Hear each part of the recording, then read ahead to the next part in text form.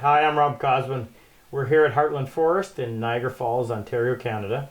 We're just wrapping up our 7th Purple Heart Project week-long hand tool workshop. And I explain it every time we do one of these interviews, but just in case you're watching this one for the first time, each time we do this, we bring 6 to 8 civilians who come in because of their interest in woodwork, and lately because of their interest in supporting the program. But they come and they pay their tuition. That enables us to run the program so we can bring 6 combat wounded veterans in where we cover all of their expenses, and we send them home with a couple $1,000s worth of tools, really good hand tools by the way, so they can continue to do this at home.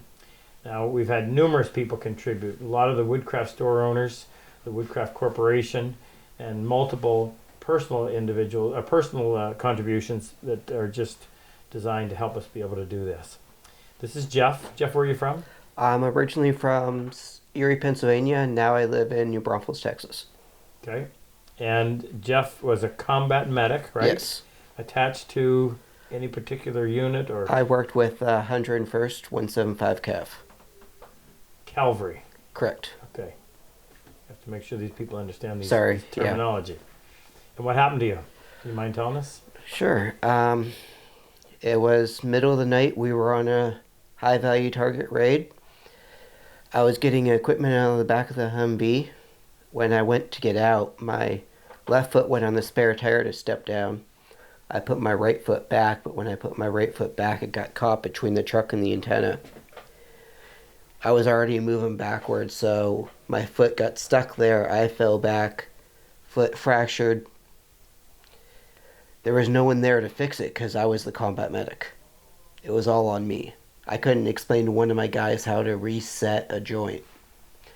So it sat out of place for a little over 10 hours.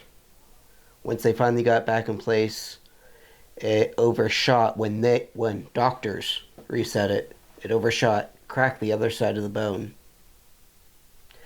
It was 4.5 years I went through limb salvage, and finally the doctor said there's not more they can do for my leg, so they amputated it. Now I have full ability to walk, run, do anything I want with it. Better off without it? Much better off without it. Based on the condition it was in. Exactly. I was in a wheelchair full time before my amputation. Now I can walk. I can do anything. Wow. So you just spent 5 days here slugging it out with a hand plane and some wood and some chisels and a saw. What's that done for you? This side, where are you out? It's grueling, tiring.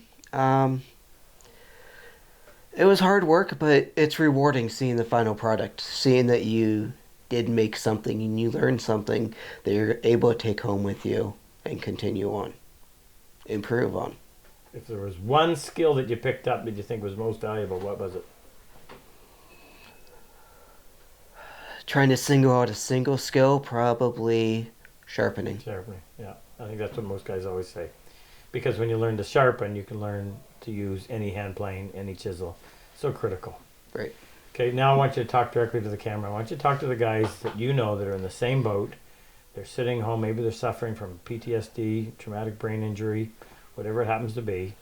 You know what this can do for them. Convince them to contact us so that we can offer this help to them. Not a small question at all. Oh, I know. It's just a challenge. I was already saying, it really is a great program. There's a lot you can learn, but so much you take home with you and are able to continue to learn using Rob's online workshop, learning other things that there aren't able to be taught within this week. There's a million things that you can do and occupy your time with, rather than just sitting at home. I do a lot of adaptive sports, but you can only do adaptive sports so much. You're still at home a decent bit. This is something you can go out to your garage and do anytime you feel. Is it relaxing? It's very relaxing. Just going through and the repetitive motion of planing wood or chiseling something out and just keep focusing on doing that. As long as you don't go past your mark, it's very relaxing. So you're cutting a dovetail. Is it possible for you to entertain any other thought when you're in the process of trying to do that? Very little ability to process another thought without screwing something up.